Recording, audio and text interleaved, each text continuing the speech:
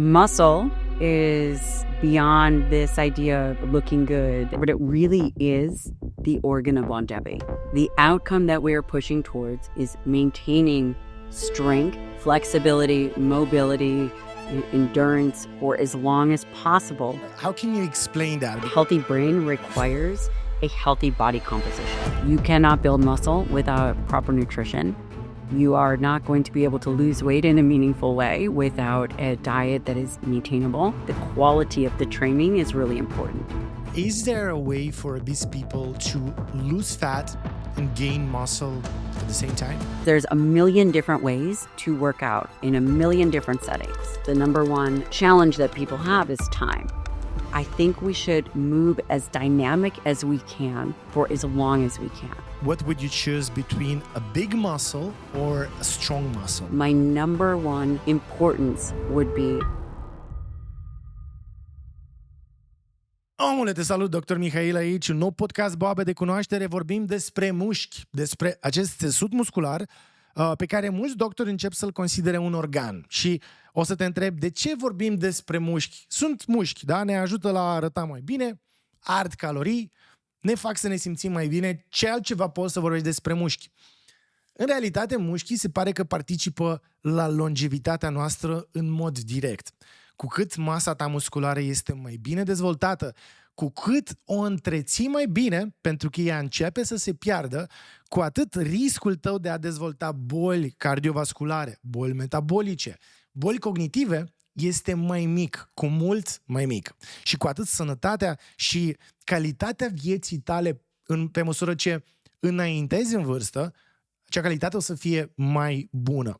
Și am o foarte mare onoare să pot vorbi astăzi cu doamna dr. Gabrielle Lyon. Este, să zicem, unul dintre cei mai avizați oameni din lume să vorbească despre mușchi. Gabrielle Lyon este medic specialist în geriatrie și nutriție și este fondatoarea conceptului revoluționar Muscle-Centric Medicine. Cu pregătire la Universitatea din Washington, D.C., Lyon a descoperit că mușchii nu înseamnă doar forță sau estetică, ci sunt unul dintre factorii longevității și asta descrie în această carte. Cartea se cheamă Sănătatea Mușchilor, este un bestseller internațional și este tradusă în limba română și publicată de editura Bookzone, căreia îi mulțumesc din suflet pentru faptul că facilitează acest podcast și pentru faptul că au reușit să o aducă pe doamna dr. Lyon în acest podcast și putem să împrăștiem aceste informații extrem de valoroase despre sănătatea noastră publicului din România. În cartea asta, dr. Lyon explică fix cum a plecat de la geriatrie, fiind medic practicant în continuare, și cum a văzut o foarte strânsă legătură între pierderea masei musculare și apariția multor tipuri de boli. Astfel o să descoperim în acest podcast cât de importantă este masa musculară și calitatea acestui țesut, de exemplu, pentru creier. Se pare că persoanele care suferă de obezitate și sarcopenie, adică au mai puțin țesut muscular, au un creier mai mic decât persoanele care au un țesut muscular dezvoltat.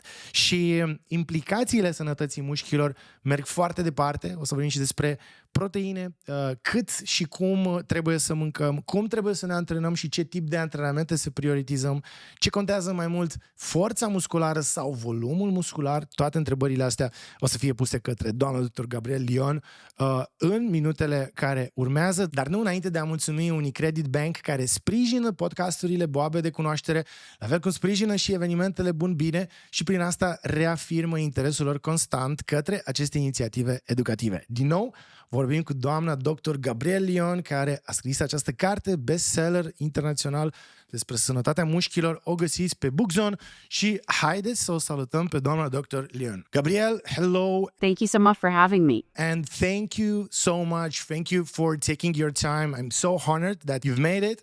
And I want to thank you for publishing this book. I want to thank you for making this so precious information available for the public. I've read your book from scratch to scratch, and I loved it. I love the fact that you bring medical information, scientifically Thank you proven so much. information in such an easy language, easy to understand for everybody. So I would like to jump straight to our dialogue, and I want to ask you, why do you think is the muscle tissue so important for our health? Well, first of all, the fact that you're willing to talk about muscle is incredible. Muscle is beyond this idea of looking good and being jacked and tan and things of this nature, but it really is the organ of longevity. When we think about wellness, there's this huge discussion about wellness and health and cardiovascular disease, Alzheimer's, many diseases, chronic diseases of more Western civilization. When one begins to think, where is the root? The root, much of the time, is in the health of the organ of skeletal muscle, which in its entirety is an organ system. And so making sure that it is healthy, it is robust, is going to be an individual's greatest asset. How can you explain that? Because like when we think about muscle, we think, okay, this is strength. Yeah, I can move with my muscle. I can, what else? Yeah, I can move my body. I can feel better. I can look better. But where is the link between the muscle and the muscle health and the longevity and like our general health? Yeah. Well, skeletal muscle as an organ system does a number of things. Like you had just mentioned, it's critical for movement, activities of daily life. It is how we generate strength. It is how we have flexibility, how we have balance. But from a metabolic perspective, it's our sink. It's the site for carbohydrate disposal, the site for fatty acid oxidation.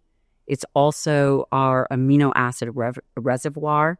Amino acids, which we have all heard are the building blocks of life, are really what required when individuals, say, have an injury or cancer or a burn or any kind of highly metabolic state.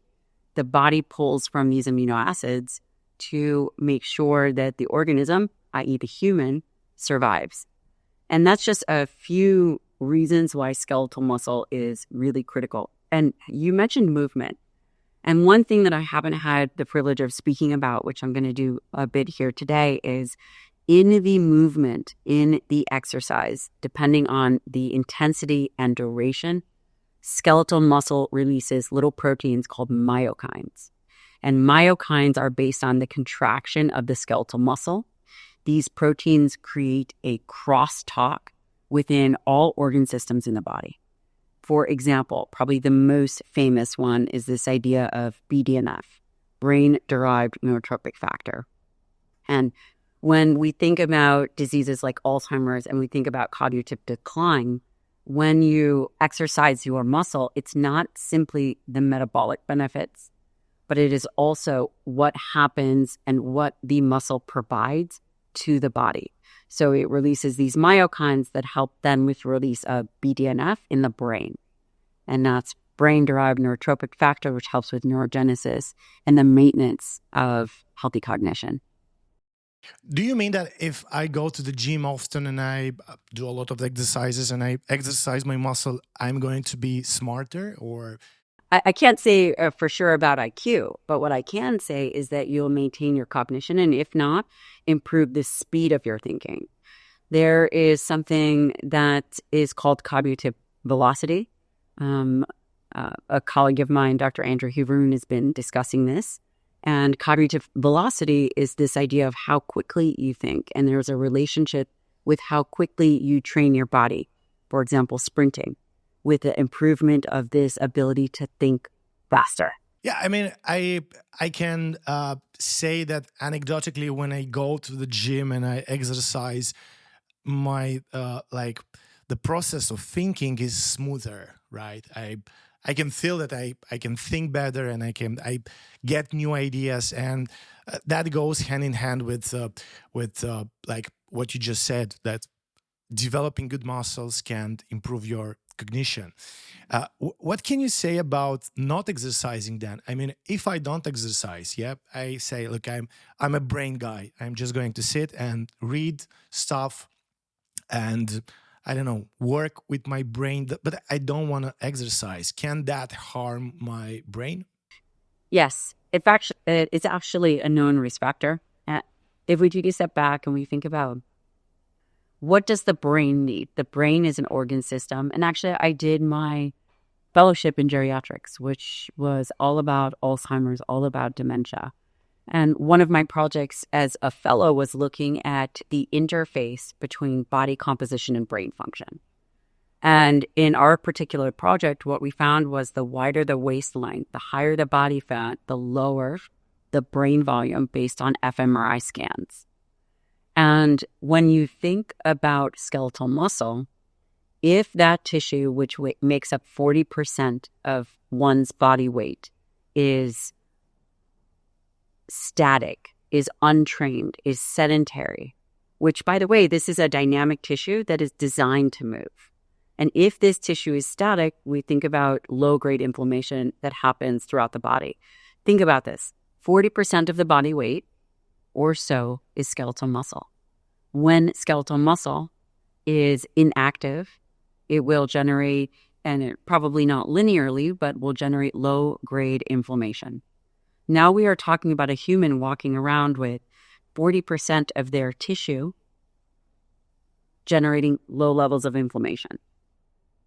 This can also create metabolic derangement, blood glucose, triglycerides, all of which eventually, then insulin resistance, all of which eventually affect the brain. Because why do you think that happens? Because like we probably were built to move. Yeah, as human beings, we were moving all the time. You think it happens because this tissue is made to move and now we are not moving and we're just sitting and not using that muscle? It's a great question. Why do I think that sedentary behavior, if I'm understanding it correctly, why do I think that sedentary behavior affects the brain? Yes. I think that it affects it for three main reasons. Number one, the brain, the majority of the brain is that brain matter is for movement. Okay, so if we don't move, we don't exercise our brain, right? The function of in part for sure. And again, some of this is conceptual in this way that if the majority of the brain, or for a large portion of the brain, is designed to facilitate movement, all limbs. You know, we've all seen the homunculus. I'm sure that you've seen that in training. The homunculus, this is a large portion of the brain, is made necessary to facilitate movement for the body. So number one. And then if we were to extrapolate that this brain is designed for movement, number two, metabolic regulation, insulin resistance, type 3 diabetes of the brain is really what is thought of as Alzheimer's disease. It doesn't start as a brain disease. It starts as a body disease. It starts as a disease of dysregulated metabolism in the periphery, which, and again, these things are not linear. They probably coexist. But once you have a derangement of glucose, insulin resistance, insulin is the hormone that is released from the pancreas in response to food. And it's necessary to bring glucose out of the bloodstream into cells because glucose is toxic to all cells. However, many cells need it. That once this becomes deranged, the brain follows suit. And a healthy brain requires a healthy body composition. And then subsequently, the last part of that is this idea of exercise and the release of these myokines. This is a defined way in which the brain helps with BDNF production. A good answer. So basically what you say is that our muscle are making our body healthier and our brain needs a healthy body to be healthy. And there's this direct link with this BDNF, these myokines that are made directly from the muscle and they go to the brain and they help our brain developing, right? And then blood flow, and then also blood flow. Just in the movement itself, it's, the body is a unit. So far, we understood that our muscles are really important for our health, right? But then when we think about muscles, we immediately think about the gym. So I want to know your opinion about going to the gym every day, maybe 5 times a week, because we have this in Romania. Probably you have this also in United States, where people just get like a gym membership. They go to the gym, they are exercising all like the same big muscle groups. Is this a good behavior, or is there anything better we can do? Number one, all movement is critical. And we should be moving as humans. There is non-exercise activity thermogenesis. And when you think about what it is to be healthy, I think the outcome that we're looking for is a long lifespan. Yeah. That lifespan should be one that is well-maintained and healthy, right? Nobody wants to live the last 20 years in a nursing home. So when I think about what is the outcome that we are pushing towards, the outcome that we are pushing towards is maintaining strength, flexibility, mobility, endurance for as long as possible, with the outcome of how are we living in a way where we are not at risk of losing our activities of daily living, and also how are we not getting disease of the chronic Western society. And so when I think about that, then I think about, okay, well, what do we have to do to make that happen? Because there's a million different ways to work out in a million different settings. But for me, if I were to think of a hierarchy, my number one importance would be strength. If I had to pick, is it endurance? Is it strength? I would say it's strength. And the reason it's strength is because we know that over time, if we've laid out the importance of skeletal muscle, we know that over time that this muscle requires a certain stimulus. And there are changes that happen perceivably with aging. There is a change in fiber type. The big bulky muscles go from being, bigger to more thin. We've all seen that with our aging parents or grandparents. And my thought is, does this have to happen? And I don't believe that it does. I believe that one of the reasons that this happens, and then with that, is if we lose muscle, we lose our metabolic flexibility. We lose our ability. So it's not just about being overweight. It's about being under-muscled. And I'm going to circle back to your question is, what do we need to do when we go to the gym? But the only way that we can define that is if we understand what the problem is. And so as we go through aging, it's not so much the endurance fibers that we lose. It's the strength fibers. It's the fibers that are utilized that are bigger and bulky. As we begin to lose these fibers, we then see an increase in blood glucose, which we know is a risk factor for diabetes. We then see an increase in insulin resistance. All of these problems will then affect the brain. And this happens not because of the gain of body fat, but because of the loss of muscle. And there is only one way to maintain these tissues, and it's to exert force and have enough volume and stress the tissue enough to be able to maintain strength over time. That being said, I think the quality of the training is really important. Someone could easily, I actually personally only train 3 days a week, 3 to 4 days a week. I do full body exercises and I train for about 45 minutes. The reason I can do that is because my training is highly focused. I am not training, quote, for strength. I typically train more in the range of hypertrophy, which is thought of 8 to 12 reps. I'm probably closer to 12 to 15, but what I'm doing is I'm progressively overloading. I am thinking about what my weights are and I'm improving the overall heaviness of these weights. And that's just one way to do it. But that becomes really important. Someone doesn't have to go, if they are willing to go 5 days a week, that's amazing. But you had mentioned something earlier, which is the number one challenge that people have is time. So if you are going to be effective, you have to have a well laid out plan. Otherwise, you're just going there to do actions, which again, is not bad, but isn't as effective as it could be. Yeah, great. I have so many questions from your answer. But my first question would be, if you would have to choose between volume of the muscle and the strength of the muscle, what would you choose? I think it's a great question. I think it would depend on the age. So they will say that volume is typically more important than anything else.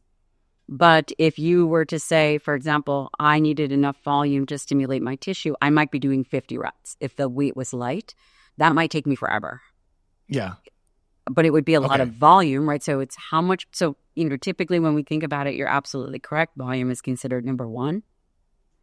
But the amount of volume that, for example, if I was choosing a lighter weight, that I would have to do, and many of your listeners would have to do, would take a tremendous amount of time. But the data shows that for example, maybe a more mature individual, that the heaviness of the weight doesn't matter as long as they're getting enough volume. And that's wonderful if you are younger in terms of your training age. So what do I mean? Let's say my 74-year-old dad, or my 74-year-old dad has never trained. His idea of volume and load is going to be much lower, and he's still going to get the same stimulus. But for someone who is young and fit like you, for you to just focus on volume and say perhaps a lower weight, you will be in the gym for a really long time, I'm guessing. Okay, but if we just talk about the muscle, I mean, what would you choose between a big muscle or a strong muscle? Like a muscle that is maybe not so big in volume, but he has a lot of strength in it, or a big muscle that doesn't have a lot of strength in it? I think that the data supports strength. I think that we don't have great ways to measure skeletal muscle. When I was in my fellowship, that's really when they started. I mean, we haven't been able to directly look at skeletal muscle for long periods of time. And it's not the standard. People typically use a DEXA. And a DEXA extrapolates skeletal muscle mass. It doesn't directly measure it. But according to the data, one would choose strength over mass. And I agree with that. But I would say that they are both important if it is healthy.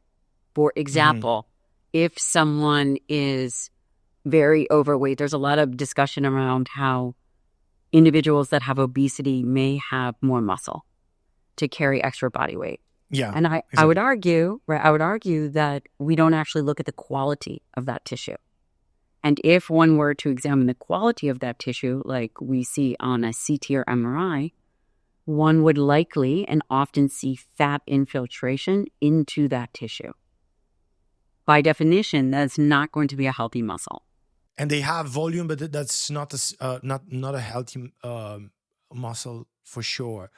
And I have some questions about obesity, and we're gonna get to that. But getting back to what studies says, so we know that the number one cause of death in the world is cardiovascular disease, right? And we also know from studies that the best thing you can improve and measure for cardiovascular disease is this VO2 max, or your capacity to use oxygen in your training, let's say. So what would you prefer to train if somebody has to choose? Because again, we don't have a lot of time. So maybe somebody has 3 to 4 days a week, to train 1 hour. And this is actually a question for me, because I don't know what to choose and what routine to follow, because I cannot train VO2 max and muscle in the same time, in the same week. I think I'm so excited that you're asking this question, because we've been reading a lot about this in research for my second book. And what we've come to determine is that, so there's many different ways to improve a VO2 max.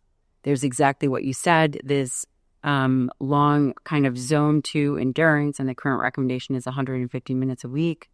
But if you look at, and again, we have to recognize that part of the data that we get is really based on what's been done. Yeah. But if you were to look at someone like Martin Gabala, and he is at McMaster University, and this is someone who studied high-intensity interval training. And Granted, we don't have direct comparisons between zone 2 that I'm aware of at this time, zone 2 and say high intensity crossover designs. Very difficult to do because of the nature of exercise. But there are many ways to improve VO2 max. And when I say many, yes, you could do zone 2 training. But when people are really looking to also improve VO2 max, another way to do this is high intensity interval training.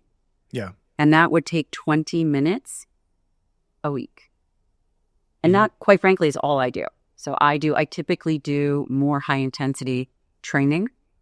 And that is how I utilize exercise or somewhat of a cardiovascular system to improve my VO2 max. And so you do not have to do zone 2 long types of training to get an output that you're looking for. So for someone like you who doesn't have a lot of time, I don't think it's necessary. I think that if I had to pick, which is a bit controversial, if I had to pick between zone 2 steady state cardio and high intensity interval training, or even sprint interval training, which would be 4 minutes a week, I would choose high intensity interval training. Okay, doing weights, right? Or not necessarily? No, not necessarily. That's also another good question. So if we were to just talk about improving VO2 max, high intensity interval training could be done in a total of 20 minutes a week. This would be a pretty intense effort on, say, an airdyne, a bike, a treadmill, a rower, a skier. Could someone do Tabata style training? Yes, that might be more challenging because I really do like the machines, because the machine can say, okay, this is how many calories that you were doing. This is the RPMs that you're using. It's just from a data standpoint, you think it's easier. But one would not be doing these things with weights. Could somebody, again, we're trying to separate the quality of the resistance training for strength and even hypertrophy. I think that there's a strength hypertrophy continuum. And then when you think about endurance and cardiovascular activity, this can be done with very focused effort that is uncomfortable. And you will see improvements, or one should see improvements in a VO2 max. Do you see improvements in your VO2 max just by doing like weight training and 20 minutes of high interval training a week? I mean, in all honesty, I haven't measured it in the last 6 months, so I can't tell you, but I do continue to improve a VO2 max, and I think that a lot of people do as well. Do you measure your VO2 max? Yeah, it's not so good. It's just it's 41. And my watch is measuring it when I walk in the park. So let's say the zone 2 training is not so hard. It's just like a fast walk in the park. And it's really pleasant usually because I can listen to podcasts, to books and stuff like that. But then when I go to the gym and I train, I've actually made myself a training program with ChatGPT. I just described myself and my metrics, and I asked how can I improve my VO2 max, and he came with a really nice program because it's not very difficult, so I can do it for a week and then leave it beside, but it's still challenging. What is an example of that? I'm dying to know. First week, Monday, 10 minutes of jogging, then 30 seconds sprint, 90 seconds jogging for 6 times. Day 1. Day 2. Cardio endurance, 45 minutes of, let's say, zone 2 to zone 3. The next day, go to the gym, and I go make a circuit, we call it, I don't know how to say it, full body workout. The next day, it's an aerobic phase, 20 minutes running in zone 4. Next day, it's again high intensity interval training. This time, 45 seconds and 2 minutes of walking. So 45 seconds sprinting, 2 minutes of walking. And that's the whole week. And the next day, which is Saturday, it's 60 minutes of fast walking. So it includes 2 days of high interval training, 2 days of zone 2, 1 day of zone 4, and 1 day of gym. And I want to see how it's going to feel. And he says that doing this, and the next week, it's more and a little bit more, and I'm going to run more and stuff like that. And he says that I can wait for improvements after 1 month of following that. I think that's, isn't that interesting? So that's counterintuitive to what people would think. People would think that in order to improve your zone 2 cardio, you would just be doing 45 minutes. And listen, again, I think that there's multiple ways to do it. And are you thinking about improving mitochondrial function or mitochondrial function? Are you improving mitophagy? You know, what is, what, I think there's all these mechanistic reasons why one would do various exercises, but I think thinking about the ultimate outcome that we are trying to accomplish and then building a program that accomplishes it for that individual. You said something very important, and that was, for me, I described to ChatGPT you. You are a young, very fit, highly educated male who has probably been training for a number of years. And it designed a program that was rigorous.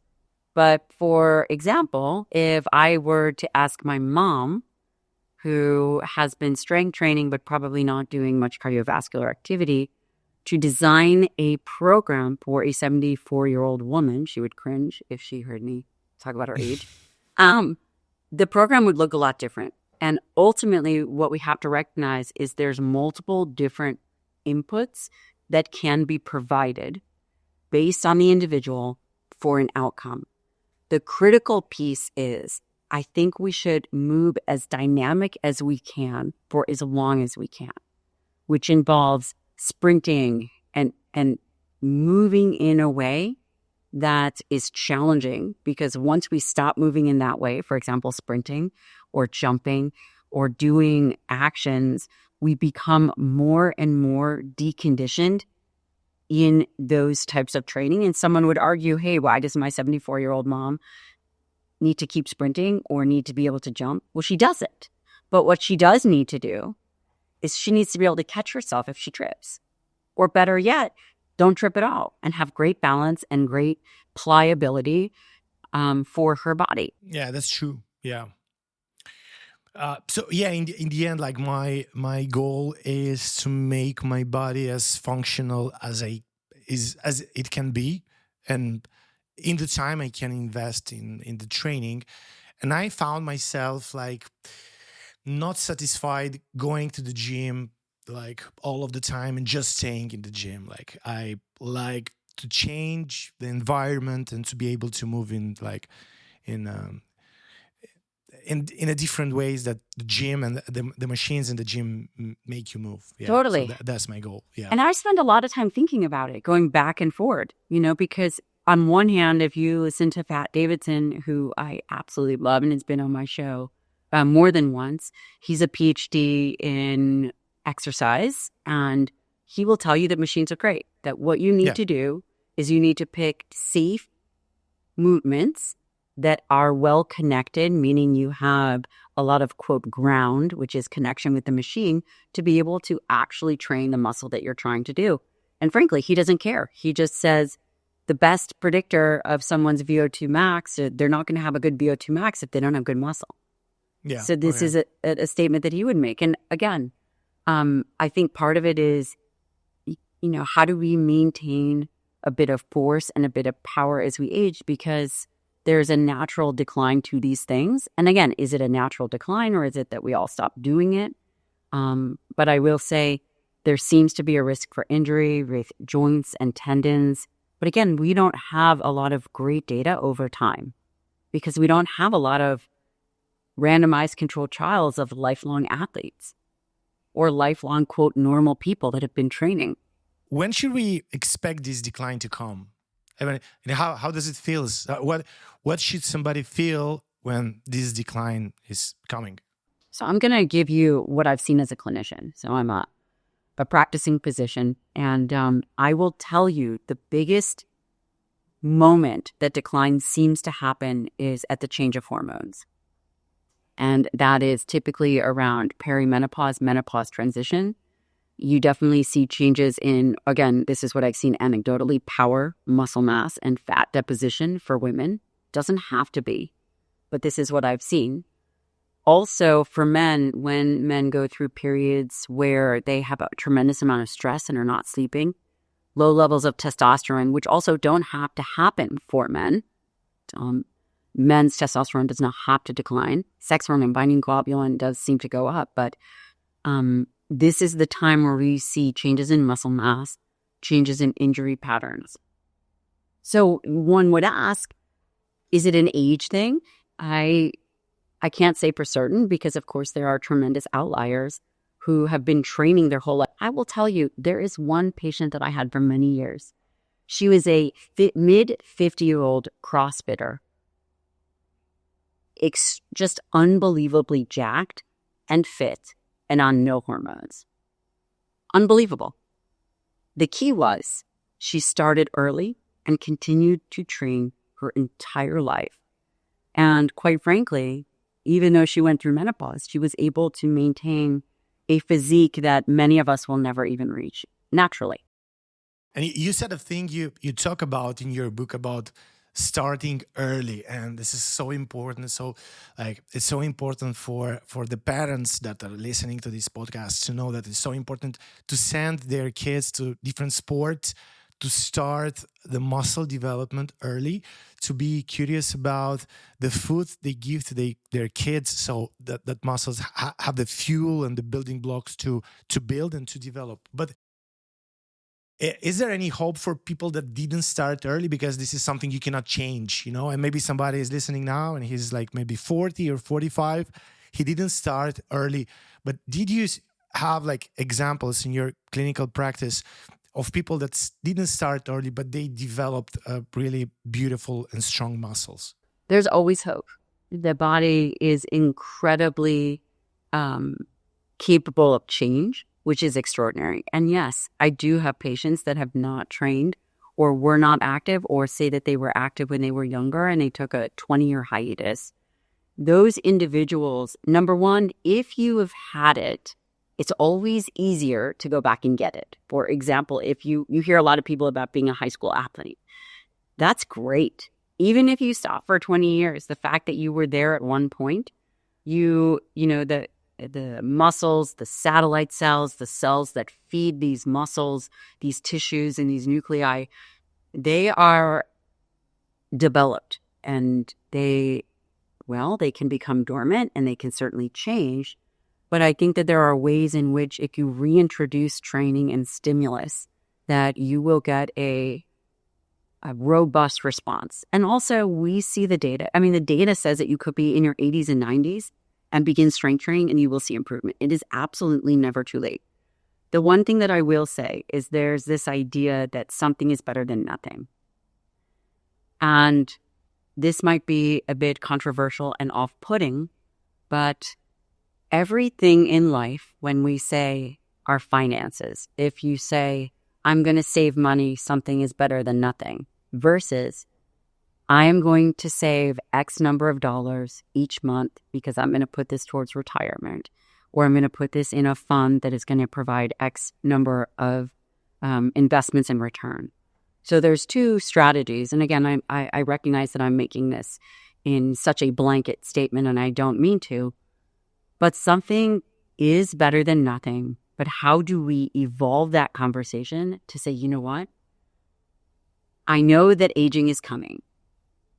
We only pass this way once, and time continues to tick. It is coming. How do we ensure when the moment of if, or not if, but actually when sickness, injury, any of these other things that coordinate our humanness change, which it is coming, how do we become stronger, more resilient, and robust for the time when it's going to happen? And that requires a plan. And as humans, we plan a lot of things in life, and somehow we decide not to plan exercise, and we assume that we're still going to be able to weather the storm because the storms come. And so having a great plan of 3 days a week of resistance training, if it needs to start with body weight and then bands, and then one moves to a single kettlebell, and then one advances to a machine, all of that's great. But one has to recognize that we have to provide a calculated stimulus for this tissue and this organ system for an outcome that we know is going to happen. Yeah, that's so true. But there's things that are going to come. They're going to come, but they are so far away. Like, people ignore them, and they prefer to leave today and to finish the job today and to ignore the sports. And I don't know how and what is the trigger that that pushes you to move. Usually for people, it's like a bad blood results, or like the finding that they have pre-diabetes or diabetes or a disease, and they start to make a plan and to make these changes. And we understood so far that the movement is so important, and it's so important to exercise. But what about the foods that we eat? And if we talk about obesity, let's say, there is a medical consensus that the most important thing is the food, not the exercise. And there are even nutritionists that say the sports is not mandatory. You can you can do it without the sports. You just have to eat less and the proper food. What do you think about that? I mean, how important do you think is the exercise for losing weight? Well, both are important for metabolic outcomes and health. And I think that we can all agree on that. If you were to ask me if I had to pick which was going to have a bigger impact, which I don't want to pick because I think that they're both important, but the data would support that actually exercise and training has a greater stimulus than food. Really? Yes. Unfortunately, For the longest time, I believed that it was always food first and that apps were made in the kitchen. And while all of that is true, if we are talking about an stimulus to the system, you really disrupt homeostasis by exercise, right? You push the body, you create these inflammatory and anti-inflammatory myokines, you create reactive oxygen species. You're doing all of these things. You're pushing the mitochondria. Do you do that with food? Well, not to the same extent. However, food is critical, obviously, on a chronic basis, and you cannot build muscle without proper nutrition. You are not going to be able to lose weight in a meaningful way without a diet that is maintainable. You will not support healthy aging without enough dietary protein. But I will say, enough dietary protein isn't going to support aging without training. Mm-hmm. We require both. Why exercise has always been deemed a bit less important, this is my belief, is because it is optional. Mm-hmm. Eating is not optional. Everybody does it. Yeah. And there seems to be an incredible emotional tie to food, to dietary patterns. You don't have that same almost religious pull about exercise. But nutrition seems to create quite a bit of controversy, and I think in part it's because it's complicated and there are multiple ways to feed a human, and the human is incredibly adaptable. And depending on the region of the country that you're in or the world that you're in, people will have standards and cultures of how they feed. And again, it's a relatively new science. Yeah, and it's a science that is really, really hard to follow and to study, right? And nutrition, because we are so different, we eat so differently, and but still, you talk a lot about proteins in your book and how important they are, and we can agree to that. And we have a lot of materials about proteins on this channel. But what do you think about the fact, and probably that happens in the United States also, and it happens a lot in Romania, that proteins are now used in the food industry to promote any kind of food. A lot of the times it's ultra-processed food, and we have a lot of labels with high in proteins.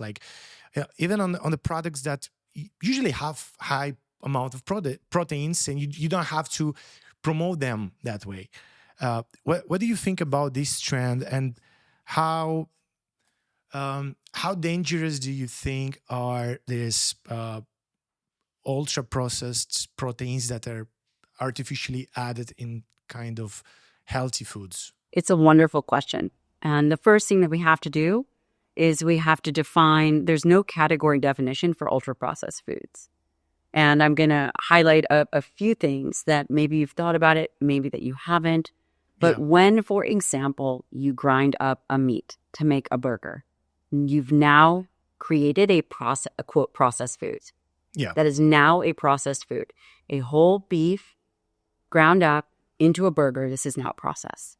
Yeah. A whey protein isolate would be considered an ultra-processed food. So the first thing that we must do if we are all going to have a meaningful conversation about ultra-processed foods is, what are the categories? Is it ultra-processed foods with X number of calories, X number of carbohydrates, X number of fats? Are they highly palatable? Are they low nutrient density? Because we know that this drives obesity. The overconsumption of calories, especially from ultra-processed foods that are low in fiber, are a problem.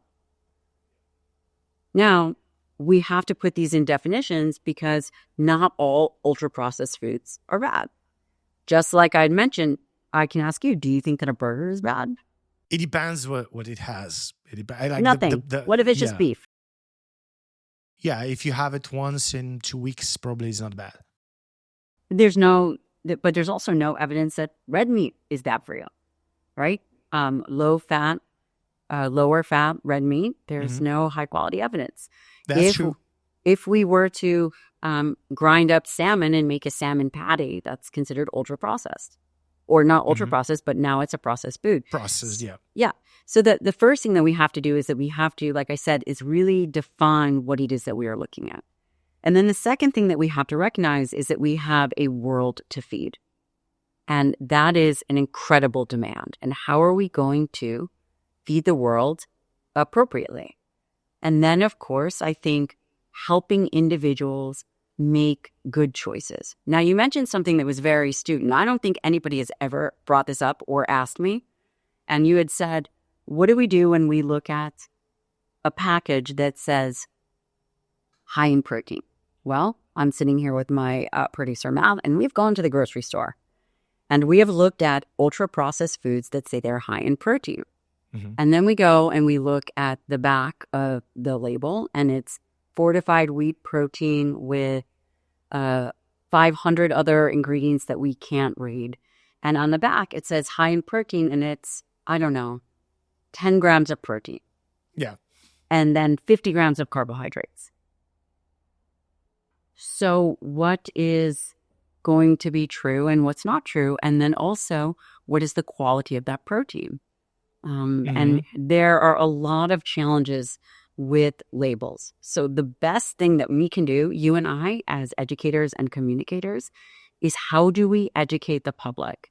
Which is one reason I was so excited to come on this channel, because I'm seeing everything that you're doing for your country. You're the biggest one. You're the only one that I can see. And with that comes a great responsibility.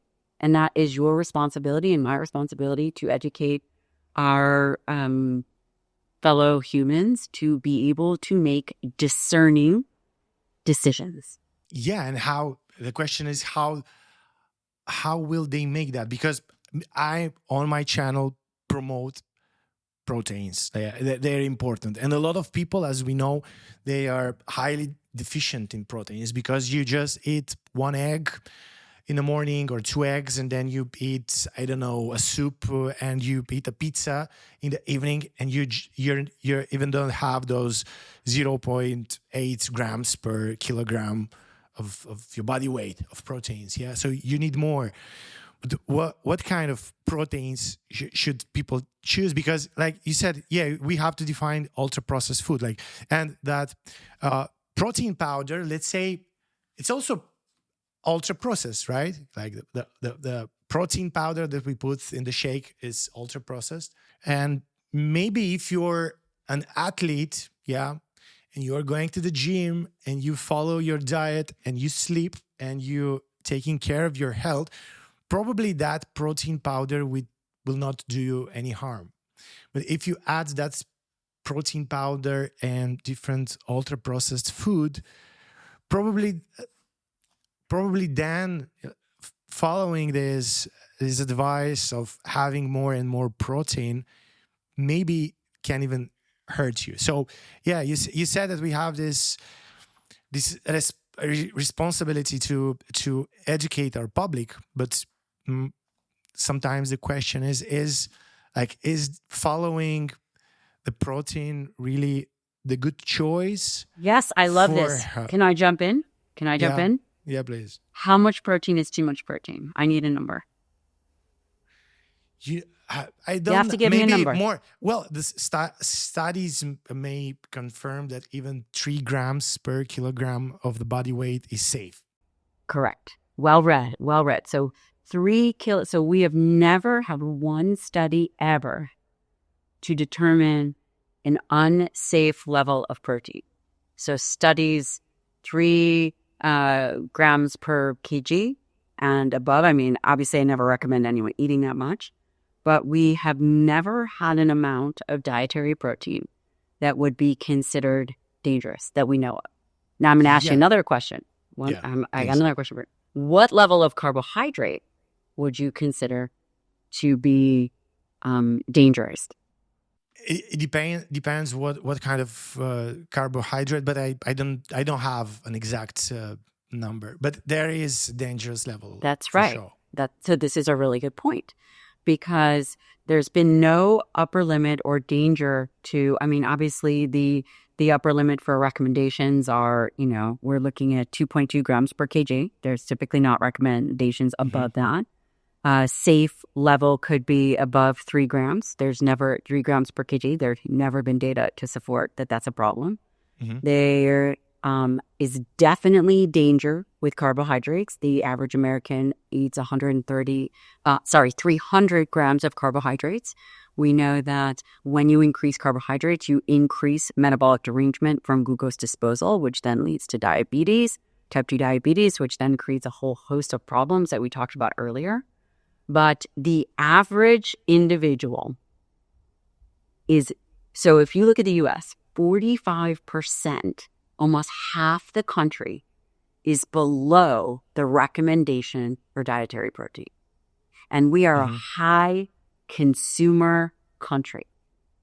45% is below the RDA. We cannot extrapolate that protein is what the problem is. I certainly don't agree with adding extra protein onto extra calories. But what we have to do is, number one, is we have to follow the science. And the science shows that dietary protein closer to 1.2 to 1.6 would be more optimal for aging. By definition, that is double the bare minimum, defining it as then a moderate amount of protein, not a high protein diet. The individuals, the majority, almost 50% of the population is not getting that. What is the problem that I see in overhyping on protein? Because we still have a limited amount of food that we can eat, right? It's like in the gym, we have limited amount of time, so we have to choose from what to do to build muscle or to increase VO2 max or to mix them both. So we have limited amount of food we can eat to be in normal caloric range, right? Here's a debate. There's a very big scientist. It's called Tim Spector. It's Professor Tim Spector from Zoe. He has a podcast. Oh, wait, I'm sorry. Is he the vegan? Is this a vegan individual? No, he's not. Oh, he's not. I really recommend you to follow him. So he's if we talk about science, his Hirsch index, which measures how many times he was cited, places him on top of 55. His rank is 55. He's the 55th scientist in the world as paper being cited, as paper that cited him, let's say. And what is his so is Zoe a largely vegan vegetarian group? I thought that it was. It's not. No, it's not. So actually he even has so he is epidemiologist, and he is basically studying the gut microbiome. And he has a really great book, and he debates the need of so much protein in and not talking, let's say, so much about fibers, Fiber is so important. Yes. So he's not vegan, but he's citing one of the biggest nutrition studies that we have. One of them is called the American Gut Project. The second one was led by him, and it's called the British Gut Project. And they found that the most healthy individuals, as lifespan, as disease, as metabolic disease, and cardiovascular health, the most healthy individuals were those that were eating 30 plants in a week. And they talk about this variability of different fibers that come from different plants, and if we combine them, we basically, what he says, we can get enough protein, but also enough fiber to fuel our gut microbiome and to feel good. So, my question is, don't you think that if we focus too much only on the protein, which are very important, and he says that it's okay to eat meat, not that much as we eat, but it's really, and he finds in his studies that people that are plant-based but they eat meat, they have much healthier microbiome than just the vegans. So those that eat meat from time to time. But the real question is, don't you think that if we focus too much on protein, we lose the importance of all of these different plants and fibers? I think it doesn't have to be either or, right? We know that fiber is important and that plants are important. And in my opinion, the optimal diet would have both. But I will say, if you think about the importance, so number one, they're both important. But from as a geriatrician and as a physician that still sees patients, my priority will always be muscle. And as individuals age, their overall caloric intake goes down. We know that 40% of women over the age of 60 are below the minimum of dietary protein. So the first statement would be, do I think we're over-indexing and emphasizing protein? It's not possible. Because on the immediate, that's muscle is what's going to save people's lives. Your other statement is, if we reduce our protein or eat enough plants, then we can get our protein needs met. That is probably true. But when it comes to clinical practice, most individuals will not meet their protein needs based on plants. The average, I would have to look, but so if we know that the protein intake is already too low, and individuals would have to eat 1.2 to 1.6 grams of protein a day to get that from plants, what does that look like? What does that look like? That would be a tremendous amount of food. Have you experimented with that? It would be a tremendous amount of food. And it's so interesting because there are a lot of Instagram accounts with really big bodybuilders that are only on vegan diet. But what people are losing inside is that they are probably training for 3 or 4 hours a day just to burn the excess carbohydrates and energy they take with those proteins that they need to build muscle. And they're younger. So you have to understand, my training as a physician is in nutritional sciences and geriatrics. And have you ever seen anyone in a nursing home? Have you seen people in nursing homes? Yeah, yes. Do you think that they're going to be meeting their protein needs by getting a high fiber diet? I don't know how to answer. Probably if you have you seen how much they eat? So the average appetite goes down. Probably the average total caloric intake is 1,200 calories. Can someone eat a whole food plant-based diet and maintain their bone health and maintain their muscle mass on a lower caloric intake like that? I've never seen it. It would be hard. I've never seen it, but I would love to see it. And so if we fail to over-index on protein, we already have low muscle mass. Already. If someone is young and has a lot of time and a lot of energy to devote to getting the perfect plant-based diet, they can totally do it. The majority of individuals that are older are not vegan or vegetarian. Those that continue on vegan or vegetarian, I think it's something like 6%. It's very low. I mean, we'd have to look at the percentages, but it's very low. And I frankly, it doesn't matter if someone is vegan or vegetarian. I used to be vegan and vegetarian. But I think as we age, we have to think, what are the most important aspects of maintaining health and wellness? And what is feasible for an individual? And again, that's not to say plants are bad, but do I think that we're over-indexing? We are definitely under-consuming dietary protein, and the 25 grams is or fiber, and the 25 grams is probably not enough.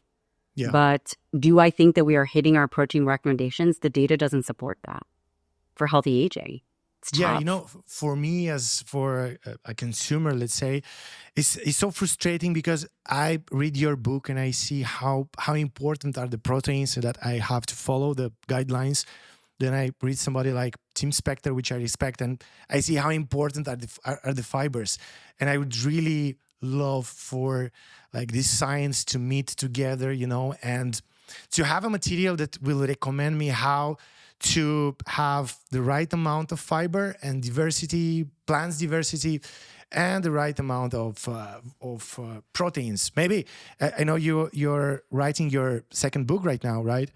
Your next book, and maybe you can add something about that in that book. That would be I think amazing. You bring up a really good point. And the thing is it shouldn't be as divisive as it is. So the whole goal is, how do we come together to make really good recommendations? And that's based on strong, high-quality evidence.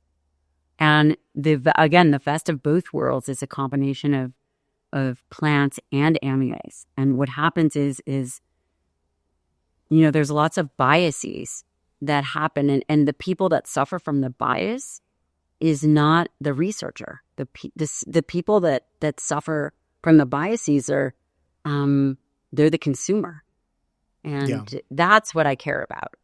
And so, how do we have a well thought out conversation of both? Not epidemiology. We're not looking at low quality data. I think that's.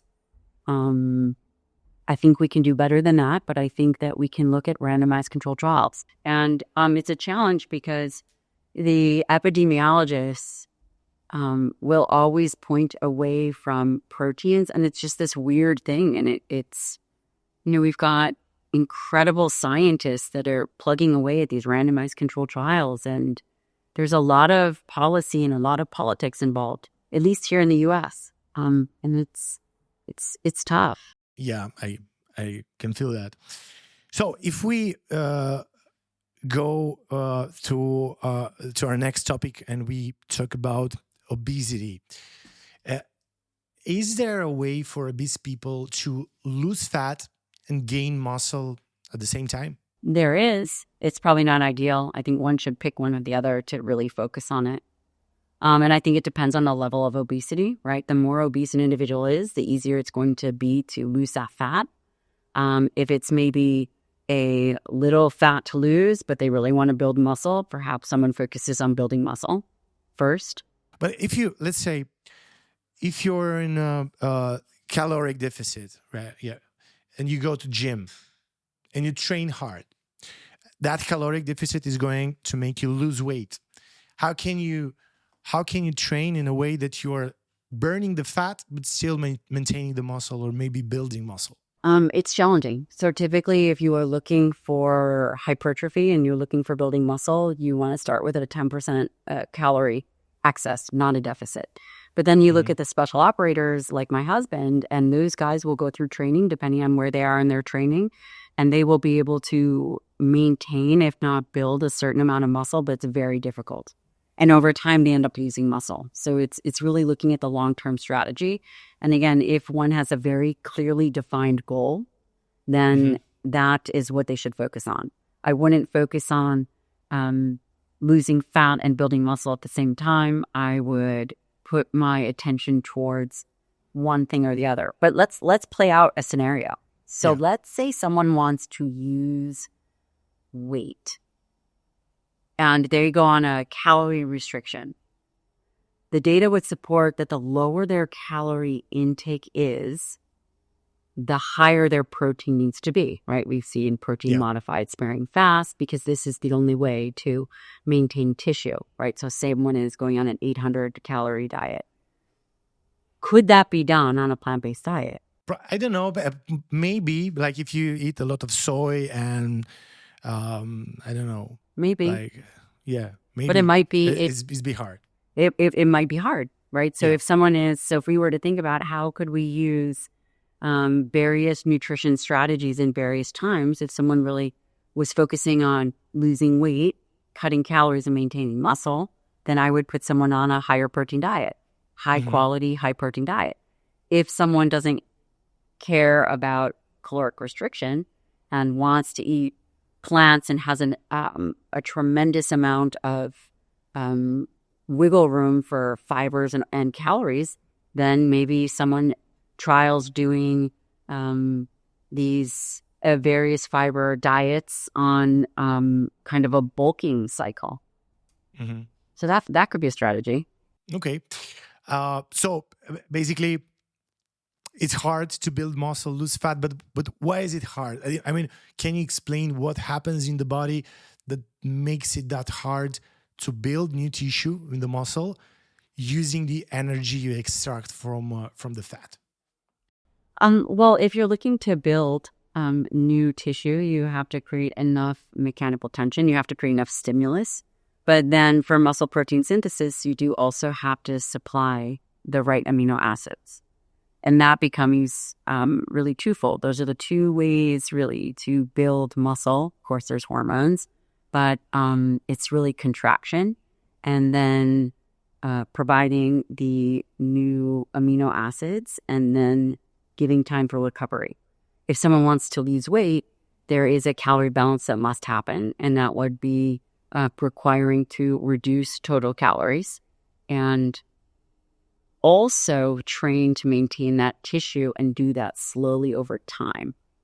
Because the faster you lose weight, the faster it's going to be a combination of muscle and fat. For example, people on Ozempic or semaglutide, we see some of the data is 50% muscle loss and 50% fat. What do you think about this medication? I saw the data about the muscle loss and the fear of losing muscle. And in part, it's believed that because we lose weight, we don't need that much muscle to move that weight. That's why we lose muscle probably on this medication. But what's your opinion about this Ozempic and semaglutide medication? I think these medications, as you and I are both practicing physicians, I don't know if you're still practicing. I think you were a surgeon by training, maybe? Yeah, but I don't practice anymore. Okay. Well, we've never seen anything like this as effective as this other than bariatric surgery.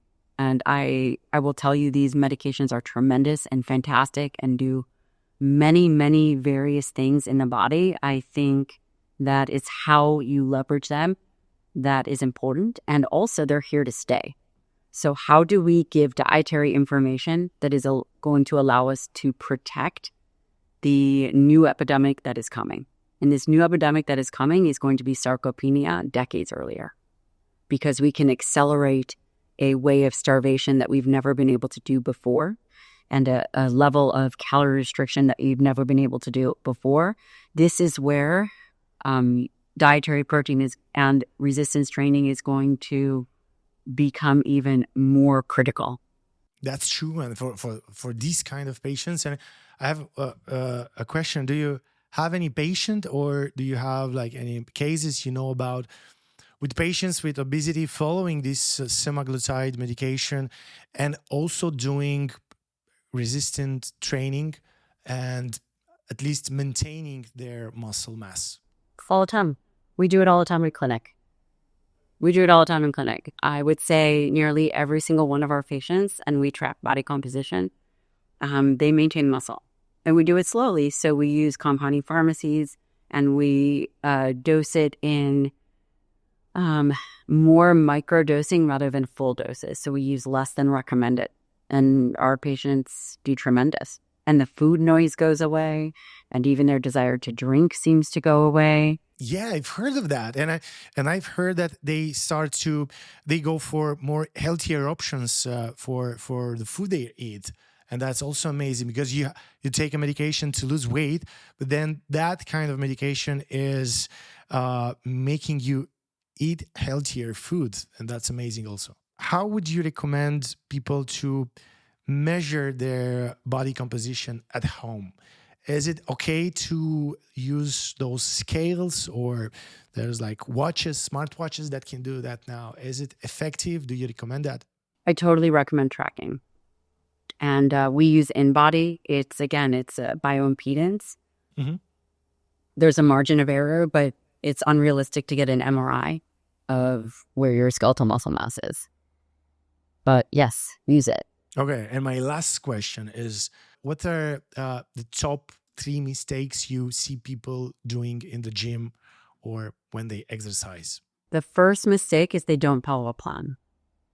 They are haphazard in their training. Number 2, they're distracted. They are not highly focused on the moment and nearly intense enough as they should be. And the third one is they're so afraid of getting bulky that they choose much lighter weights than they possibly could execute on.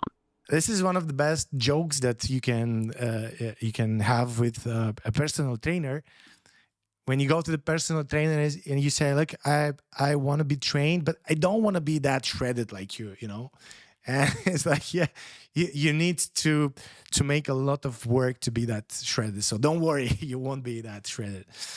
Okay, Dr. Lyon, thank you again so much for taking your time and speaking with me and your Romanian fans. Again, your book in Romania is called Sănătatea Mușchilor, the health of the muscle. Yeah, and it's a bestseller on BookZone, which helped us arrange this podcast. You know what? Can I have one more last question? Only if you come to the U.S. and come on my podcast, which, by the way, is number 3 in medicine in the U.S. Oh my God. This is like two invitations that are so great. Yeah. Thank you so much.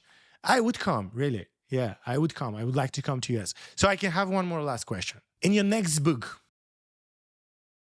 is there anything that is there anything that while you write your next book that you would change in the first one? Like, yes. Is there anything? Yeah. Yes. What would be that? No one has ever asked me this question. So this first book, I followed the guidelines for saturated fat. And I did so, and I went back and forth on this. Should I do it? Should I not? And the recommendation is less than 10% saturated fat.